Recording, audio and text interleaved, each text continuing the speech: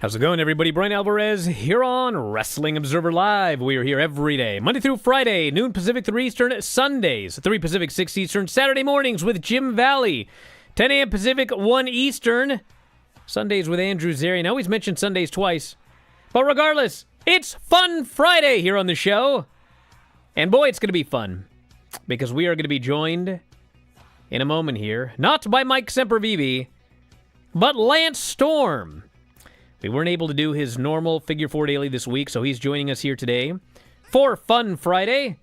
And we're going to have some fun. Yes, Rosendoza 00 every day. The show is on Monday, Tuesday, Wednesday, Thursday, Friday, Saturday, and Sunday. Might not be the same host every show, but it's on every day. So you can check it out. I don't know why you're questioning me here on Fun Friday. But anyway, we'll go over all of the news. We'll talk about the Wrestling Observer Hall of Fame, which just came out in the New Observer, which you can check out at WrestlingObserver.com. Get Lance's thoughts on anything regarding that. And then we'll talk about, well, all of the rest of the news. Return, potentially, of Becky Lynch coming up here very soon. Kenny Omega. This Kenny Omega. I cannot believe what he said in this interview. It's like one of those YouTube videos. You won't believe the last one. I wouldn't believe this one. That would be the truth.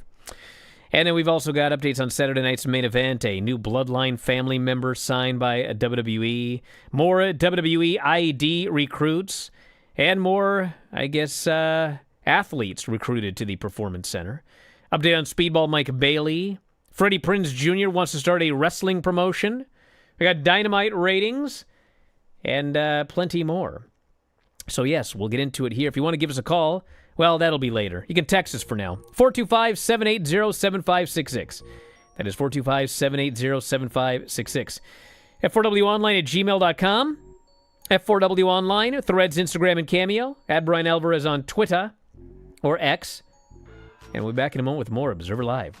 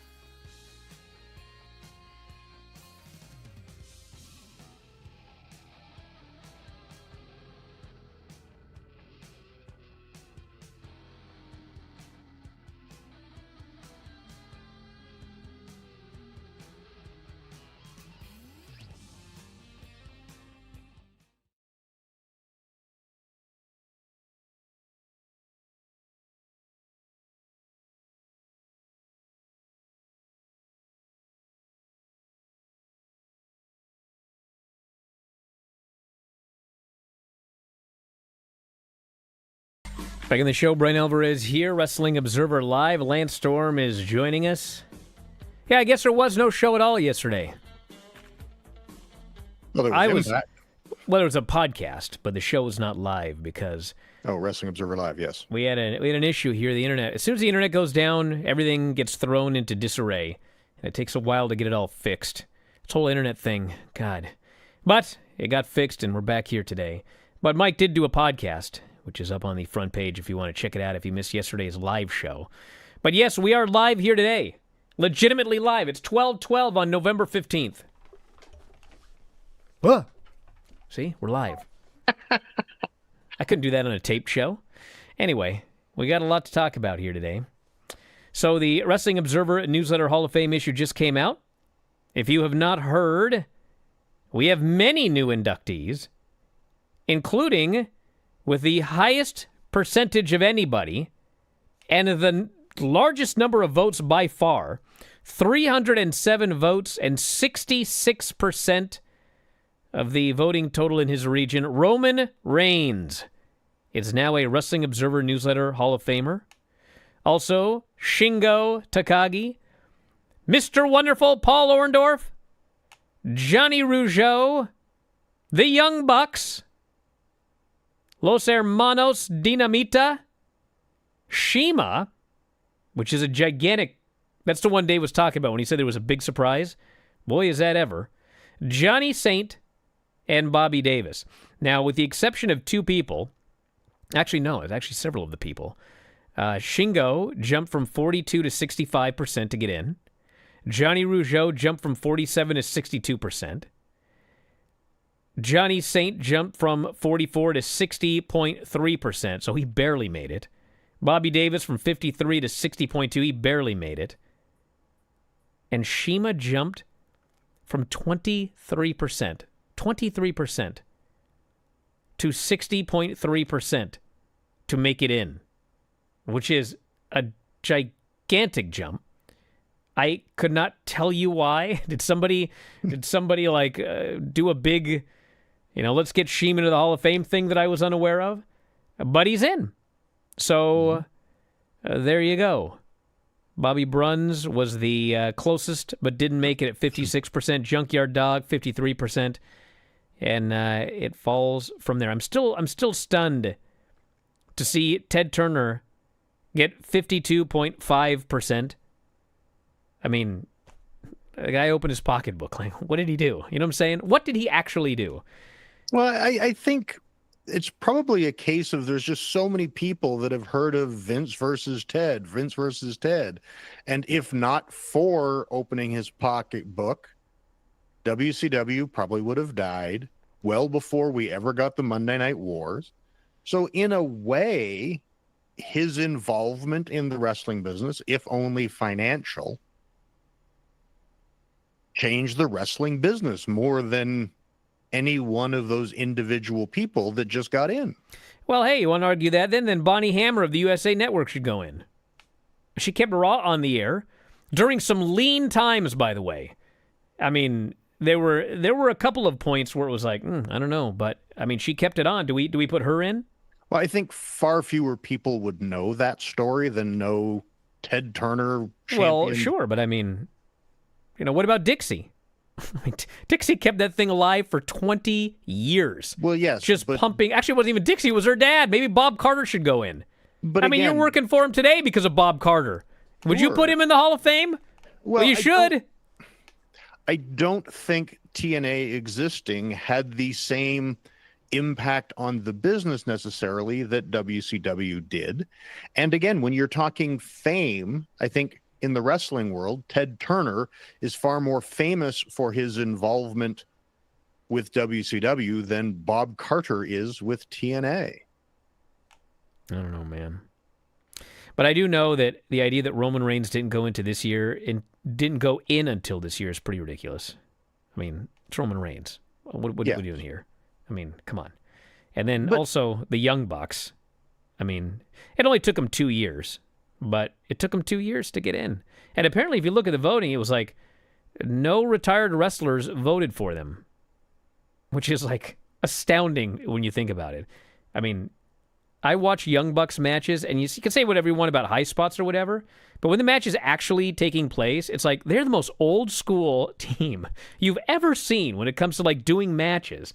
They just do like, high tech stuff at the beginning and the end, but the rest of the match, it's like that's an old school Midnight Express type match. I don't know, whatever, they're in.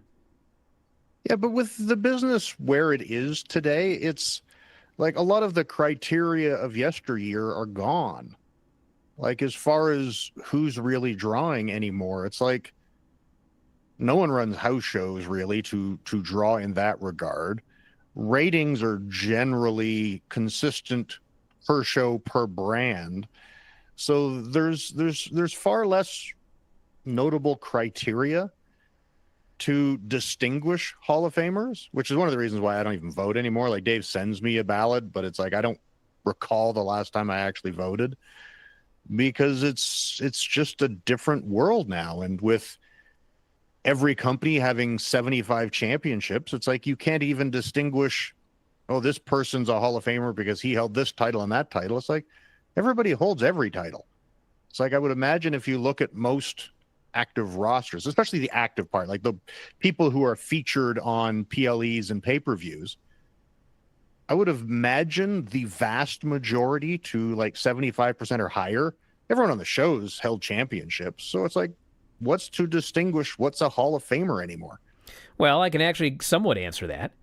And yes, a lot of these cases, you're absolutely right. But in other cases, I'll give you an example. Becky Lynch didn't go in, okay? And to me, Becky Lynch is a Hall of Famer because there was that period in 2018, 2019. And let me tell you something. Outside of people that work for WWE, I can tell you for a fact, nobody knows this better than me, okay? Because I wrote a book during that period. I wrote 100 things WWE fans should know and do before they die. And the frickin' publisher was like requiring Becky Lynch to be front and center on the cover.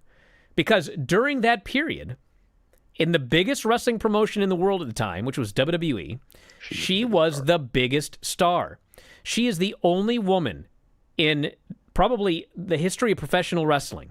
In fact, I know she is. She's the only woman in the history of professional wrestling that at one point was the biggest star. She was a bigger star and draw than Brock and Roman Reigns and everybody. She was the number one wrestler in WWE for a period there. Bro, that's the Hall of Fame. Yes. And the same thing with Sami Zayn. He didn't make it to 48% because I've got my list here to 48%. But if you look at Sami Zayn, I don't know if he should be in the Hall of Fame, but I do know that during that period where he was going after Roman Reigns for the title the first time, you put that guy on TV and boom, it would go straight up. And his feud with Roman Reigns in the Bloodline did big business. And the fact of the matter is, it was a short-term thing. You put Sammy on TV now, he doesn't do that, okay? However, Roman Reigns, whatever you want to say about Roman Reigns, it has been like well over a year, probably 2 years, maybe 3, that you can put that guy on TV and boom, it goes up every single time his segment. So you can't argue, this guy doesn't mean anything for anything. They just push him. They push a lot of people, okay? Well, but he is a legitimate mover. But you're also ignoring or overlooking the fact that those who are not on television every week and are pushed as top acts that are only there occasionally, they're the ones that draw. But as soon as the Brocks or the Romans start working 52 weeks a year, they stop feeling as special. You are right, but he still moves the numbers every time he's on TV consistently. And when they brought back John Cena, when John Cena first came back, he did the exact same thing. But as he stayed there over the 4, 5, 6 month period or whatever it was the last time, he was just normal numbers after that. Yep. So, like, it does happen at the beginning. It's like CM Punk. When CM Punk first came to AEW, he drew that gigantic crowd, and he did good quarters and everything. But, like, after a while, it was just like, you put Punk on the show, it meant nothing. So, I'm looking at, like, the long term. And Roman did that. And some people will over the years, but you're right. It's different now because everything's homogenized. But I have one more thing to say after the break. Observer Live. Just a quick note before this free video. If you click like and subscribe, I'd be very thankful. Okay, can everyone hear it? Yeah. There is a mystery bell, at Granny's house. She can't hear it. Take off your headphones for a second. I had them on wrong anyway. Okay. I can't get them on right. What? Take them off and listen. You have in your elbow? Is the fan on a computer? Nothing. All right. Well, this is going to be an exciting show. Gonna have bells ringing through the whole thing, and it's every week. It's got to be me. Do you have a neighbor that's an ice cream man No, practicing out there? I got a neighbor that smokes marijuana. I'm sure you do. I guess Whatever that noise is, I mean, it's still going. Yeah, it's not going to stop, dude. Brian, do you want me to get off here and go see if open the door and see if there's anything out there? You think something's out the front door? Is he ringing the bell the entire time? No, Granny, you don't Let need me to- in! Let me it's in! Fine. It's fine. If it's death, don't open the door. Thank you, Craig. This person thinks it's a stove timer. Have you burned the roast? No, I don't have a stove. You want me to just get off here? No. We're going to barrel through it. I'd love it. You're not even doing anything. Granny, Nick says that you've got an old-fashioned analog alarm clock in Terry's bedroom. I don't know. I got a new alarm clock, battery operated. Is that what she meant? Well, whatever it is, it's going haywire right now. Oh, it might be my alarm, You think? but it's way back in the bedroom. Don't worry about it right now. But when the show's over, you might want to go... That's what it is. Okay. Solve the mystery. Is there a reason you didn't turn it off when it started ringing? Well, I wasn't in there. I didn't. Duh. I took a nap. I took a nap and set the alarm. I thought I shut it off, but I probably didn't. No. You probably didn't. That's life. I would say with a good deal of certainty that you didn't turn it off. Brian, that's life around here. Yeah, I'm well aware. I do the show with Dave, too. Say, Hear all sorts of things in the background. did I do that? You know, Yeah, you did do that. or I thought I did that, but I didn't. In there. I wake up and I see lights on, and I say, I didn't turn those lights on. What's going on? Maybe the place is haunted. Could be. Okay. It's my brain that's haunted. Well, I hope not. Instead of suffering through the YouTube chat, click like and subscribe.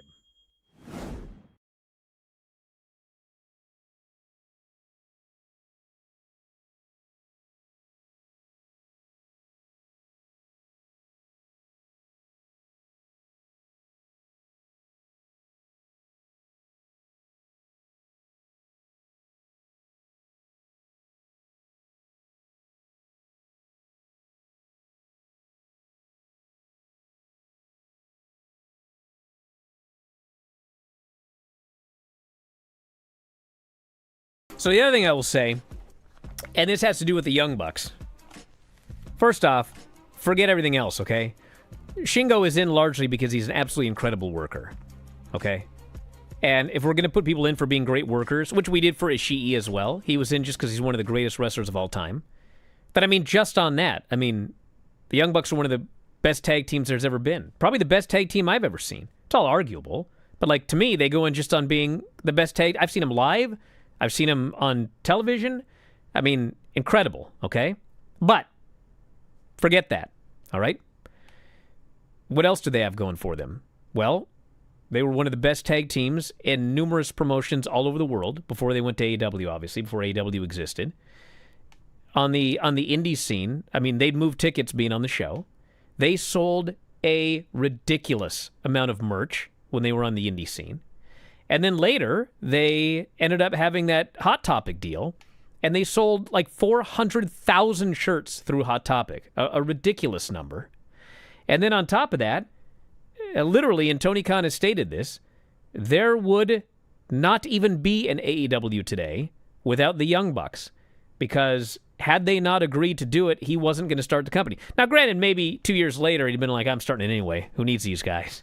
But at the time, it was like he needed their involvement in his brain to do this, and they agreed to do it, and we have AEW today. So, I mean, if we talk about all of this together, drawing money on the indie scene, drawing money not only in the indie scene, but like merchandise in the mall, a mall you can go to, drawing, body of work. I mean, how do they not go in? Especially looking at everything else. I think, too, they deserve a lot of credit in that Roman Reigns became a big star on WWE television. And most big stars you can associate with the national television that got them over, where the Young Bucks, to a large extent, just got themselves over and became something and became standout.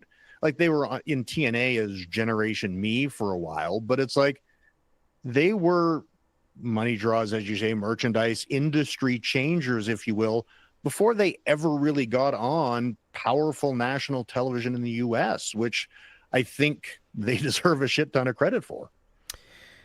First off, we can't say that here on the air, Lance, but I'll give you a it's been a while. I'm replacing Semp. I had to at least do it once. It's been a while since I dropped a bomb, so I'll give it to you. And the other one that I want to mention here who did not make it, he got 48%, is Cody. And I say the name, and I'm sure some people are like, why in God's name? Well, I mean, first off, Cody, when he left WWE the first time, I mean, he did good business for Ring of Honor. And after that, I mean, he was also one of the founders of AEW, which is where it is today. And on top of that, he left AEW. He came to WWE. And for those of you that don't remember, first off, we're in a boom period right now for WWE. When he did not beat Roman Reigns, okay, the first time. And originally he was going to beat Roman Reigns, but they decided, okay, well, I think we can stretch this out another year, okay? And when that decision was made, I mean, whatever. But the point is, they decided, okay, you're not going to beat Roman Reigns at WrestleMania this year. And so Roman Reigns ends up winning the title. But because everything was the way it was and Cody was originally going to win, like if you watch the next year of WWE, it's like Roman went away for a long time. And Cody, without a championship, like his first big opponent was Brock Lesnar. And they basically booked Cody for a year like he was the champion, even though the champion wasn't there. And man, he did huge business that year. Huge business. Cody Rhodes specifically. And the thing, like, it blew up, and then, he won the title the next year. Headlined two of the biggest WrestleManias of all time. I think the two biggest of all time in terms of at least viewership. So it's the same thing with Cody. If you look at everything, okay, let's look at the body of his work, what he's done for the business, how he has actually been a singular draw above other people in the promotion he's working for, the face of a company during a boom period, what he did for Ring of Honor, what he did for AEW. I mean, he's got a stronger case than some people that went in this year. I could see Cody being a there's no rush type candidate. Like if you've got other people that you want to get in, it's like Cody's not going anywhere. Cody's going to be a top star next year, the year after. Cody will go in, and I don't see how there's a rush. It's not like a giant travesty if he goes in 2025 or 2026, but he'll go. I mean, I don't want to single anybody out here, but Shima got in, and Cody Rhodes hasn't. And if you compare the careers, yeah, but there's categories now. That's true. That's true. So it's a little bit different. But speaking of Becky, she appears to be close to ending her pro wrestling hiatus. According to PW Insider, she's expected back around the time Raw premieres on Netflix, January of 2025. So we can look forward to that. We also had this interview with Kenny Omega, which he was asked about. He had an largely in-character interview with Fightful. He has not wrestled since December 5th, 2023 on Collision. He said New Japan was, quote, willing to facilitate a return for me. And even though he was leery about how he felt and how he would look, he said they were, quote, just happy to house my return. I owe New Japan a gigantic thank you. I do feel there's a debt I have to repay in some way, shape, form, or fashion. If by performing the Tokyo Dome, making my comeback at the Tokyo Dome, it's a way to repay that, help do something for their business, I'm more than happy to do that. He said, when asked why not AEW, it was, quote, a tough answer. Remember people were arguing this one with me? He said there's nothing wrong there. He just chalked it up to everything flowing like clockwork right now in AEW. He didn't want to be that guy that shows up and takes a spot for somebody else. He said, I think AEW is a good thing going. I don't think they need me. So I will make my return for New Japan instead for now. So it does look like... Is our producer alive or what's going on here? We're just staring at... There we go.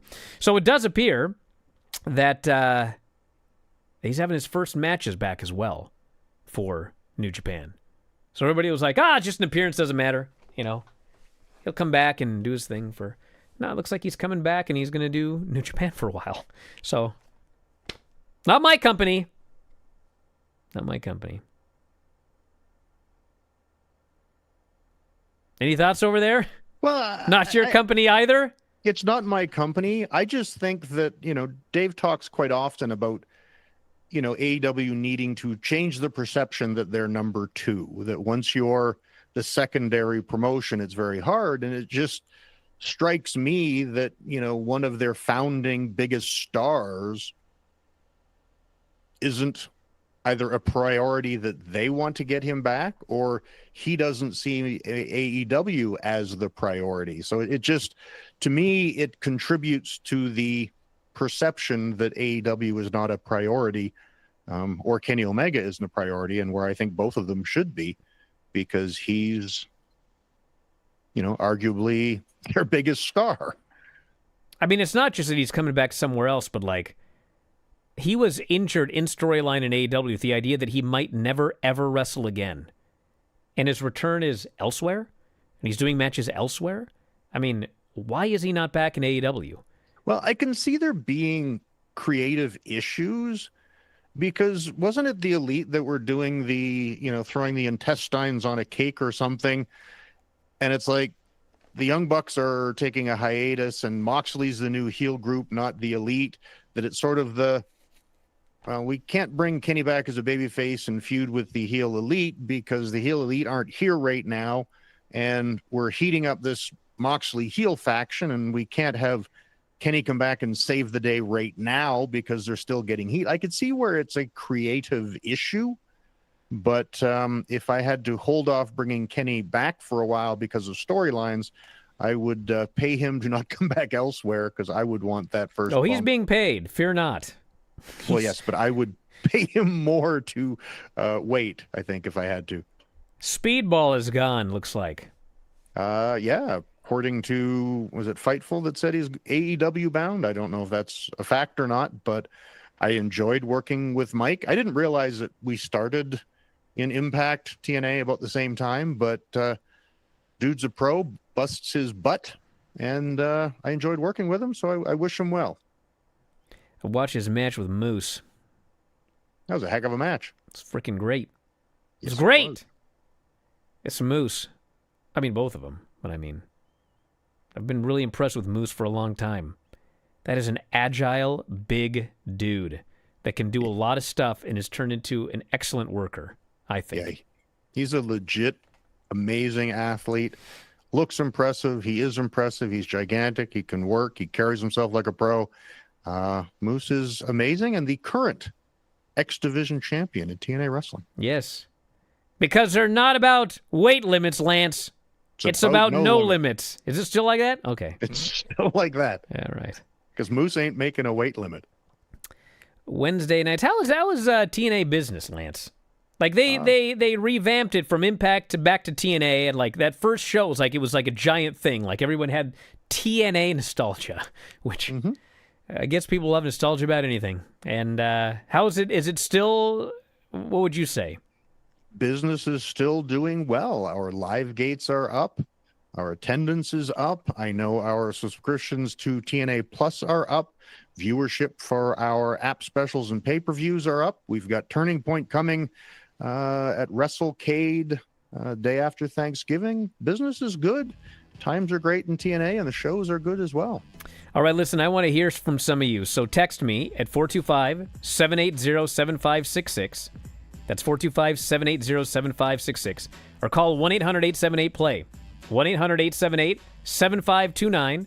1-800-878-PLAY. We'll take calls after the break. Observer Live. Fun!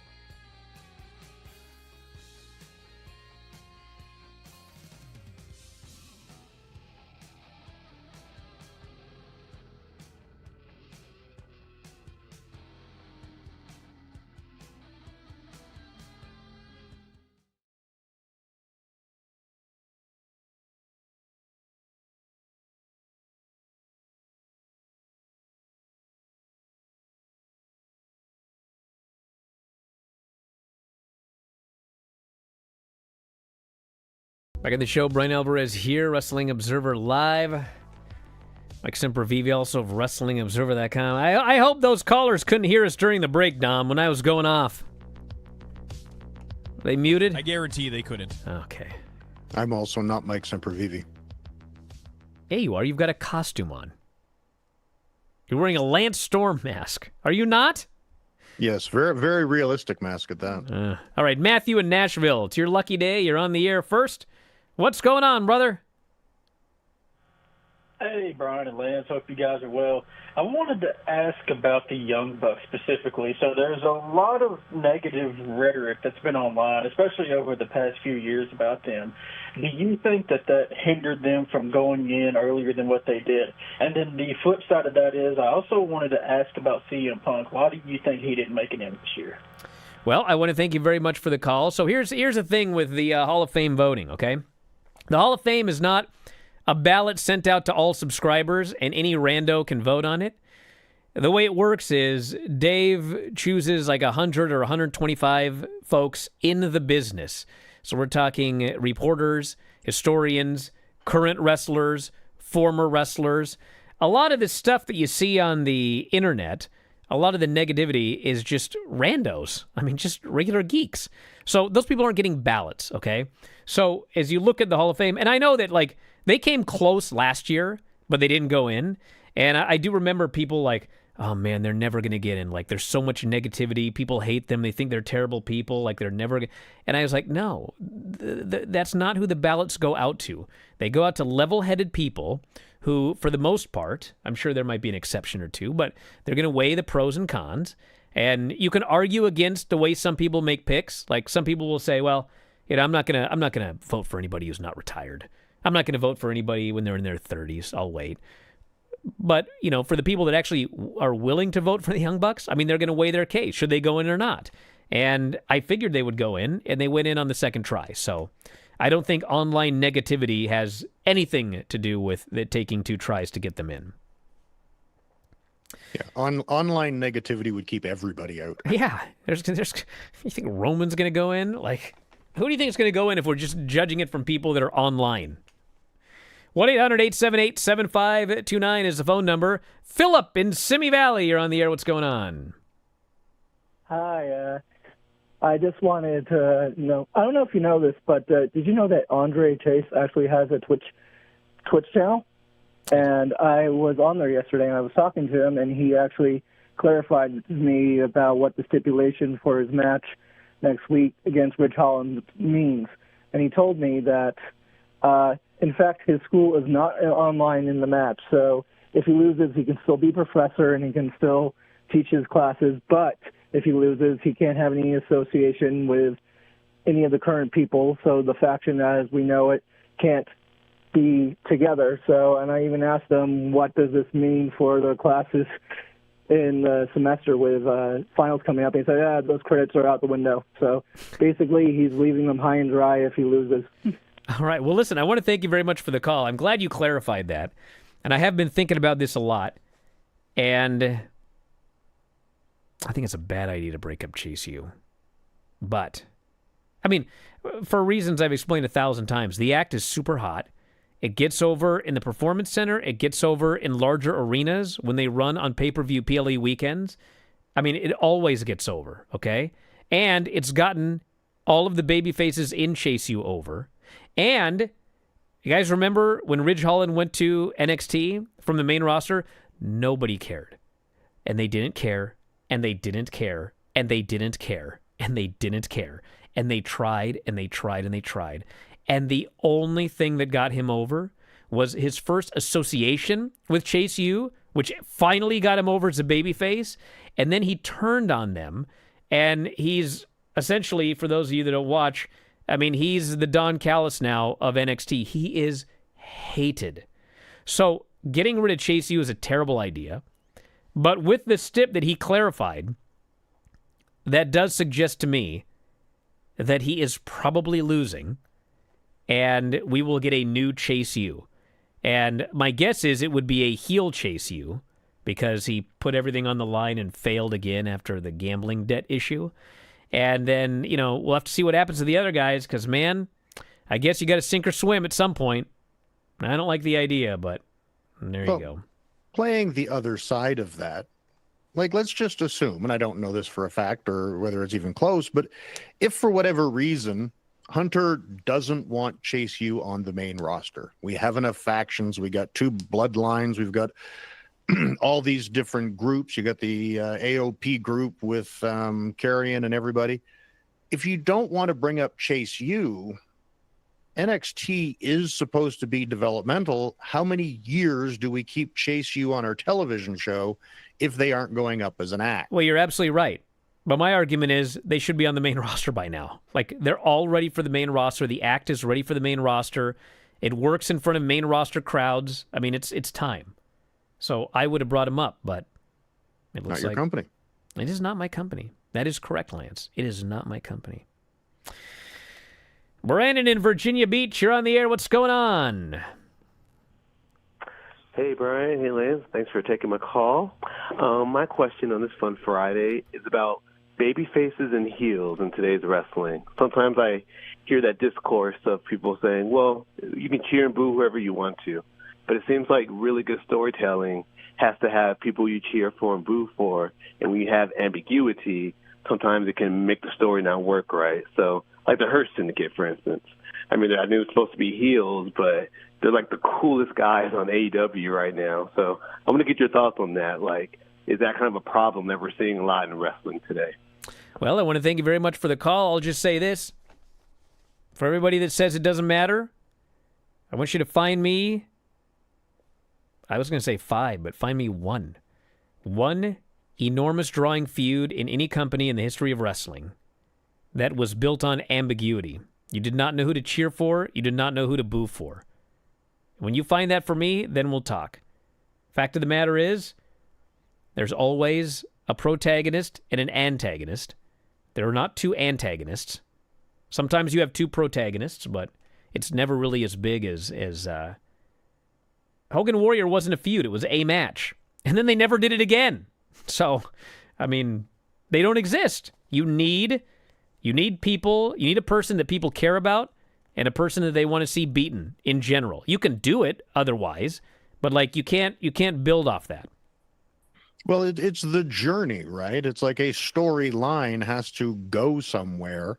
And when there is a journey involved, that's generally the story of the protagonist. And to have that journey, there generally has to be an antagonist. Now, a lot of the ambiguity, like this is something that I've argued with several people, and it's the, I'll say indie because that's where it started, and I understand why they did it at indie shows, but it's the structuring of matches and spots to lead to this is awesome chants.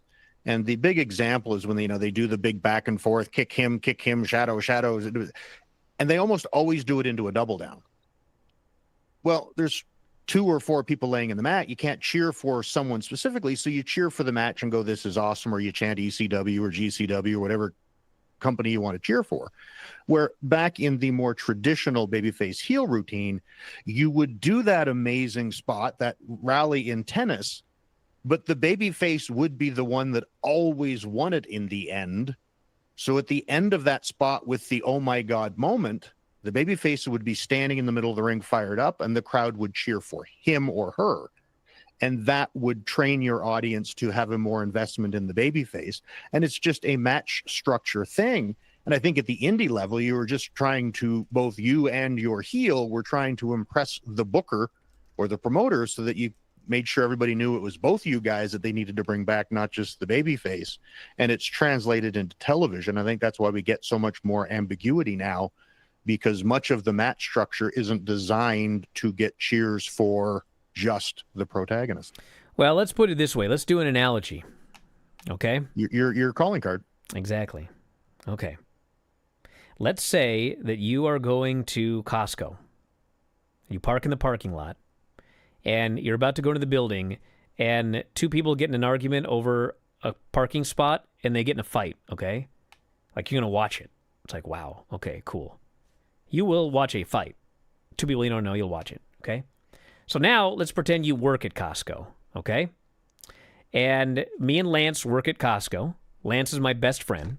Your career's really kicking off. Yep. And actually, Costco, you ain't doing too bad if you're working at Costco around here. But anyway, Lance and I are best buddies working at Costco. And our boss is the biggest, like, just hate the guy. Absolutely hate the guy, okay? He's the worst. You just, like, wish he would just go away, never come back, all right? So you're in there, and suddenly, your boss that you frickin' hate, him and Lance get into it, and a fight breaks out, okay? Now, the fight's just about to break. You're seeing the argument start, and you're like, oh, my God. But then suddenly behind you, there's another fight that breaks out against two guys that stacked the shelves at 4 a.m. that both showed up early and couldn't decide who was going to check in first, and they get in a fight. You don't know who they are. You never seen them before in your life. They're getting in a fight behind you, okay? What fight are you going to watch? You going to turn around and watch the two randos you've never met that are having a fight over, or are you going to watch your hated boss against your best friend? Every single person listening to this is going to watch the fight between their hated boss and their best friend. Nobody is going to turn away from that and look at two randos having a fight. And you know what? It doesn't even matter if the two randos are having a better fight, okay? You're going to watch the fight between the two people you care about. So when you book a promotion, and it's like 1 week you're supposed to like this guy, and then like the next week you're supposed to hate him, and then you're supposed to like him the next week, and then you're supposed to hate him the next. You're like, I don't care. I'm ambivalent to these two characters. Like, you'll watch it if it's a good match or whatever. Like, but you're not going to care about it. You're not going to pay to go see it. Like, that's the key. You need to have two people, someone you dislike and someone you like, going at it. Every now and then it's okay. Hey, my two best friends are fighting. Okay, I'll watch that. All right. But you know what? If I have a choice between watching my two best friends fight, it's going to be like, God, can someone break that up? Like, I don't want to see them fight. Or my best friend and this boss I hate, that's the one I'm watching. That's the one I care about. That's the one I want to see what happens. This is like common sense. Why are we fighting this? God. Stephen and Yuma, what do you have to say? Well, actually, I'm going to go totally change the subject on you because whatever. Excellent. I have a question for Lance. I've always wondered. Back in like 2003, the Un-Americans attempted a concerto on Undertaker and kind of screwed it up and had to do it again. What was the Undertaker's reaction backstage after that occurred? Well, I think kind of is very generous of you. We totally screwed it up. Taker didn't say a word, but Christian and I did get called into Vince's office, and Vince chewed us out, saying how, missing it is one thing, but on someone like The Undertaker and having him have to sell something that's bad, he's like, I'd rather you knocked him out than have it look like that. And he chewed us out. And as Jay and I were leaving, I just quietly said to Jay, I'm like, how much trouble would be in if we knocked out The Undertaker? And yeah, we had never done it before. We mistimed it. Taker being really tall made it hard. And the first one stunk the joint out. Second one looked all right. But yeah, that wish that was on a tape show and the first one was never seen because we botched it bad. What the hell can you do? Yeah, all right. Blame Christian. It's all his fault. Usually is. Creepy little. Back in a moment, Observer Live.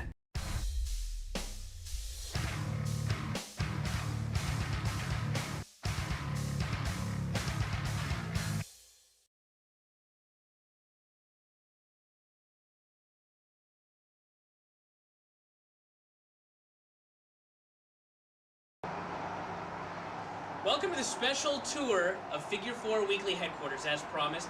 Today I will be accompanied by my assistant Vincenzo, so let's get moving.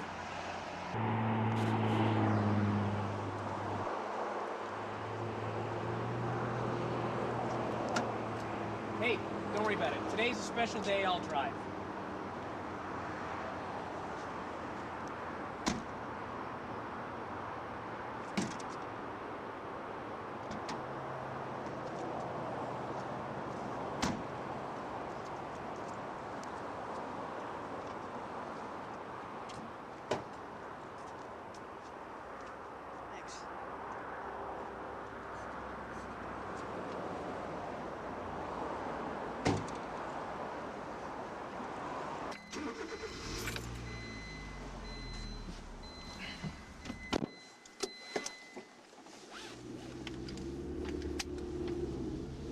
Vince, today's gonna be a good day. so let's not F anything up, okay? Now, I'd like to tell everybody, I just want to give a short speech on the way to the compound here today. And that is that we are going through very tough economic times right now. Right, Vince? It's a time of stock market crashing, the yen is devalued, a time of woe and want. And many of you watching this right now, for all I know, are unemployed. But the good thing is, and I always like to look on the bright side, as Vince is well aware, the good news is that for every dark cloud, there is a silver lining.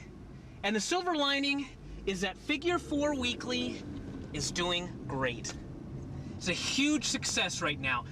Subscriptions are up, quality is down, profit margins are skyrocketing, things are going very well. So the one thing is that I don't want to make it seem like money is everything, because money cannot buy happiness, but what it can buy is enormous houses, and that makes me happy. So we will be going to see my enormous house, the Figure 4 Weekly compound, and that's where we're heading right now.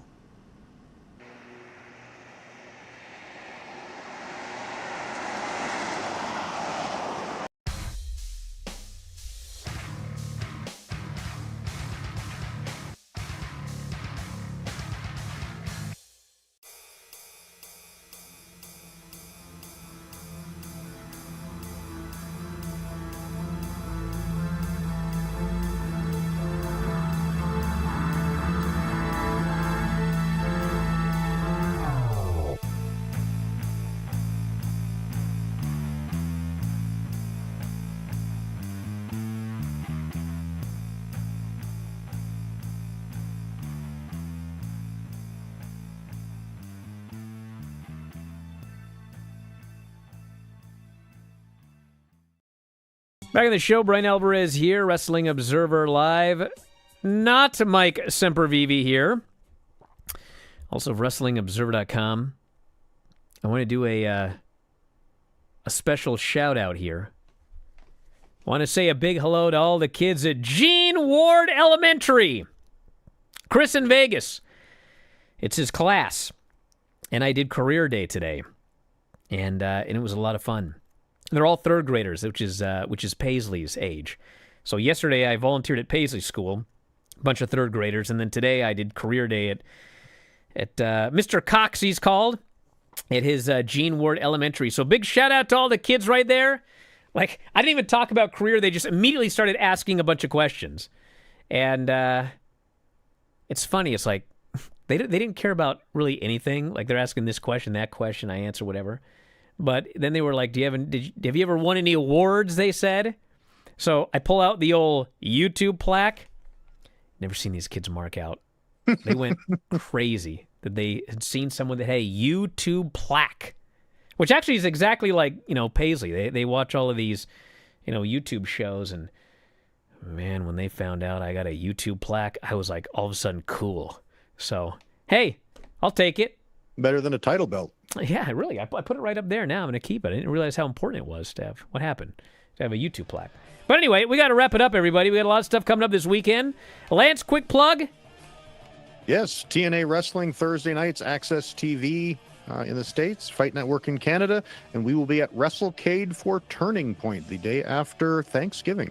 So check that out, everybody. Thanks as always, Lance, callers and listeners, everybody in the studio, Sempervive. We'll talk to you next time, Wrestling Observer Live.